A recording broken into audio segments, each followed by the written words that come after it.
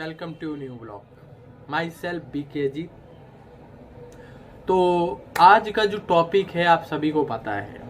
हमने पिछली बार जो पार्ट 1 बनाया था उसमें स्वयं का परिचय और परमात्मा शिव बाबा का परिचय था, जो हमारी आप पहली वाली वीडियो में देख सकते हैं। आज उस पार्ट का दूसरा पार्ट है।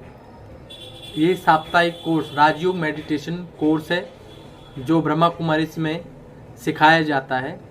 तो जो आज है वो है दूसरा चैप्टर। आज हम जानेंगे कि परमात्मा कहाँ के निवासी हैं, या परमात्मा कहाँ रहते हैं, या परमात्मा का निवास स्थान कहाँ है। इस वीडियो में हम शॉर्ट तरीके से जानेंगे।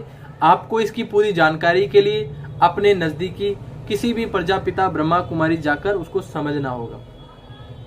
क्योंकि देखो वीडियो में क्या है, आपको शायद कई प्रकार के क्वेश्चन आएंगे, कई प्रकार के संकल्प आएंगे, क्योंकि परमात्मा भगवान एक बहुत ही गहन टॉपिक है।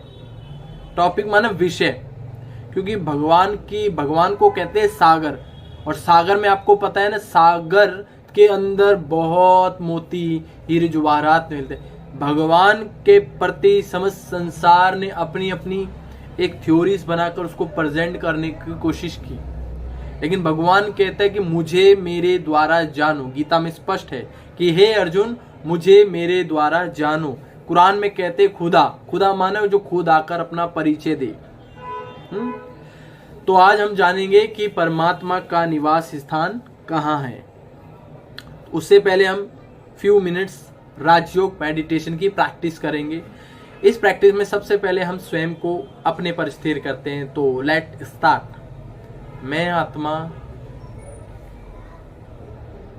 चमकती हुई ज्योति, मस्तक सिंहासन पर विराजमान, निराकार शिव बाबा मेरे सिर के ऊपर, उनसे ज्ञान की किरणें, शांति की किरणें आ रही हैं। मैं शांत स्वरूप आत्मा हूं। मेरा चित्त पूर्ण रूप से शांत है। मेरे चारों ओर दिव्य प्रकाश फैल रहा है। मैं शांत स्वरूप आत्मा हूं। I am a peaceful soul.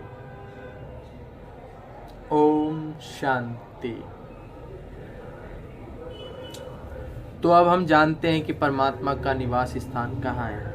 अभी आप जो चित्र में देख रहे हैं इसमें दिखाया है 3 लोग दिखा रखा है, देख सकते हैं आप। इसमें सबसे पहले आप जो नीला नीला आकाश देख रहे हैं ये हमारा साकारी वतन।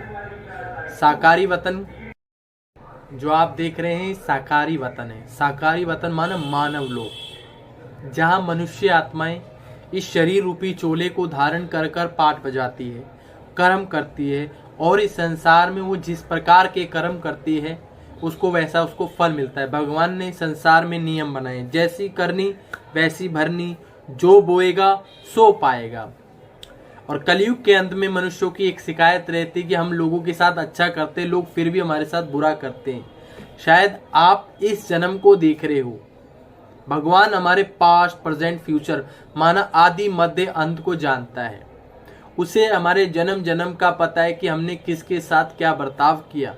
आज हमारे संबंध या हमारे बीच में या हमारे साथ कुछ भी हो रहा है, सब हमारे कर्मों पर ही निर्भर करता है। अगर कोई स्टूडेंट एग्जाम में फेल हो जाता है तो टीचर को कंप्लेंट करता है कि सर आपने मेरे नंबर काट दिए, सर आपने मुझे फेल कर दिया। लेकिन सेंसिबल टीचर, समझदार टीचर उसको बड़े रिस्पेक्टफुली समझाता है कि बच्चे आपने जो एग्जाम में क्वेश्चंस के आंसर दिए हैं वो उस क्वेश्चंस के आंसर गलत हैं।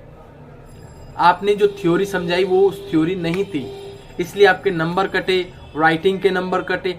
ऐसे कई प्रकार की जब उसको समझाते हैं तब जाकर उसका चित्त शांत होता है। ऐसे ही निराकार परमात्मा वर्तमान समय ब्रह्मा बाबा के तन में आकर हमें ये ज्ञान दे रहे हैं। इसलिए भगवान की महिमा में कहा जाता है कि वो कर्मों की गति को जानने वाला है, काल के पंजों से छुड़ाने वाला है। ऐसी अनेक शिक्षाओं को हमें देकर वो हमारे चित्त को शांत करता है।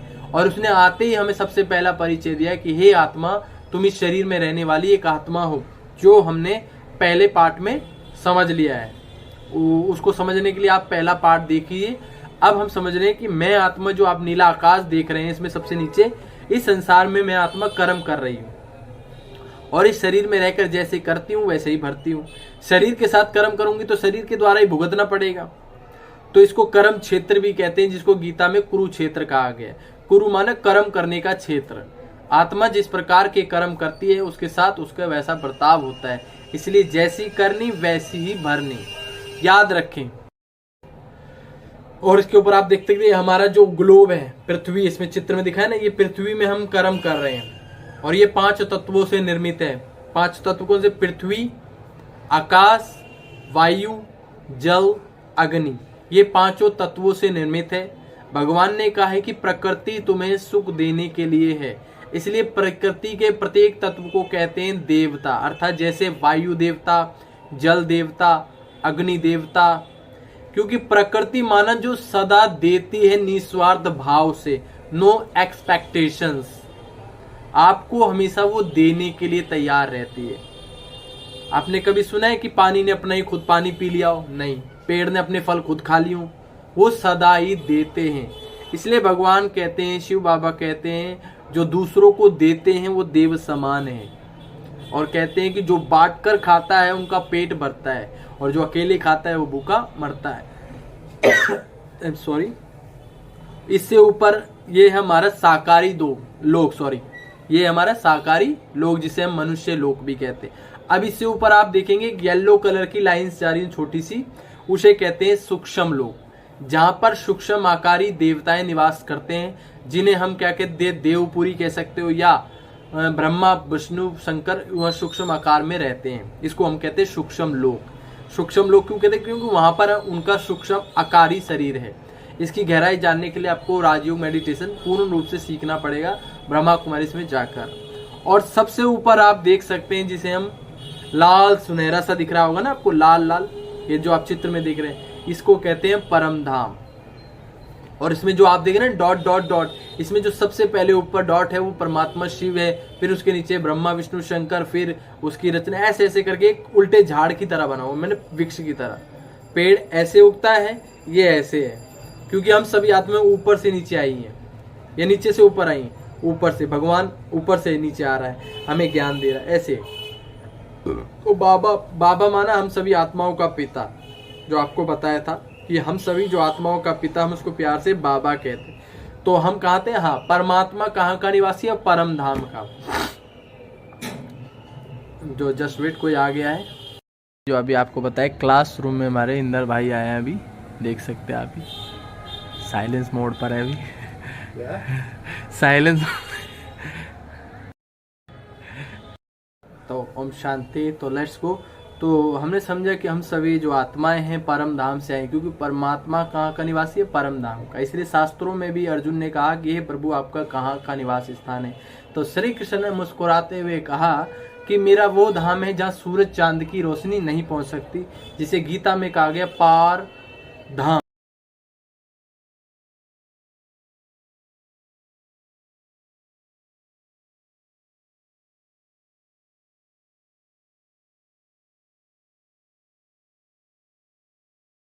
अर्थात परम धाम, ये शायद आप पढ़ेंगे, अध्ययन करेंगे, या किसी गीतावाचक से आप पूछेंगे तो आपको क्लियर कर देगा। तो आप जो चित्र में देख रहे हैं, ये लाल सुनहरा प्रकाश है, जहां से हम आत्माएं संसार में आकर पाठ बजाती हैं। तो परमात्मा कहाँ का निवासी है? परम धाम का, जिसको शास्त्रों में ब्रह्मलोक, मोक्ष धाम, निर्वाण धाम अनेक नामों से याद करते हैं। इसकी मोर डिटेल जानने के लिए आप किसी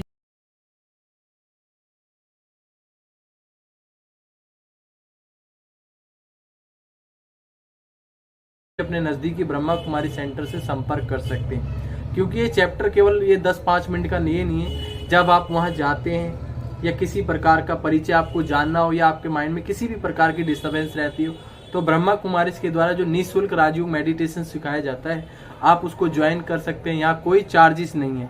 क्या होता है, ज़्यादातर लोगों को इस बात का भ्रम हो गया है, जैसे आपने संस्था का नाम सुना ना, प्रजापिता ब्रह्मा कुमारीश्वरी विश्वविद्यालय।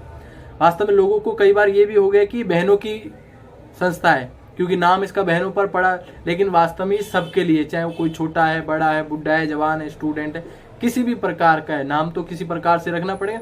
आपको अगली वीडियो में बताएंगे कि इस नाम का अर्थ क्या है, जो परमात्मा ने ब्रह्मा के तन में आकर ये नाम रखा हुआ है, प्रजापिता ब्रह्मा कुमारी ईश्वरीय विश्वविद्यालय। इसकी मोर डिटेल आपको नेक्स्ट वीडियो में बताएंगे क्या होता है, जब तक हम ज्ञान को समझेंगे नहीं। क्योंकि ज्ञान क्या है, एक प्रकाश है। क्योंकि एक पढ़ना, कहते हैं ना रटो मत समझो। जब हम समझते हैं तो समझदार की कैटेगरीज में आते हैं। रटने से क्या, हम रट्टू पोपट बन जाते हैं। कई जगह पे तो आप अच्छे बन जाओगे क्योंकि आपने रटा रटा बोल दिया, लेकिन शायद जिंदगी में वो काम ना आए। काम हमेशा वही चीज आता है जो आप चीज को समझते हो। क्योंकि फील्ड में क्या काम आता है, अनुभव।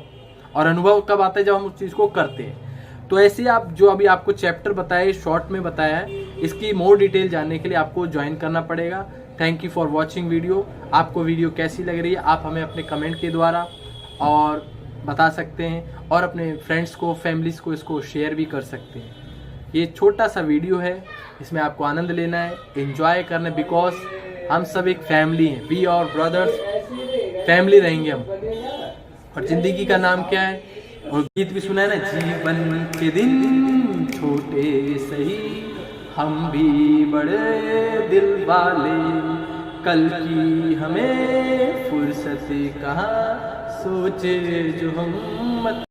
अच्छा, हमको सिखा रिया है। अच्छा वाले, इसलिए किसी ने बहुत कमाल की बात कही है कि एक पल याद में है, दूसरे पल एक पल साथ में है और दूसरे पल याद में है। इसलिए सबके साथ रहें, खुश रहें, आनंदित रहें। जिंदगी माना खुशियां देना। अरे कहना क्या चाहते हो? बाबा कहते दुआएं दो, दुआएं लो। तो अभी आपके बीच में एक भाई आए, उनसे भी मिलवा देते हैं। उनका नाम है मोहन। मोहन समझते हैं ना, श्री कृष्ण जी का दूसरा नाम है मोहन। मोहित कर लेते हैं, जो अभी आपको दिखाता हूँ।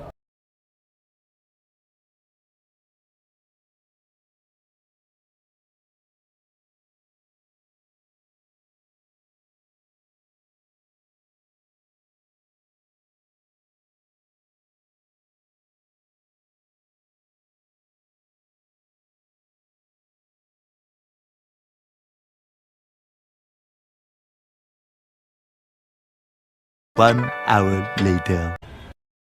ओम शांति। धीरे धीरे धूम मचाने वाली है तुम। तो एंजॉय करना है। Thank you for watching video. ओम शांति।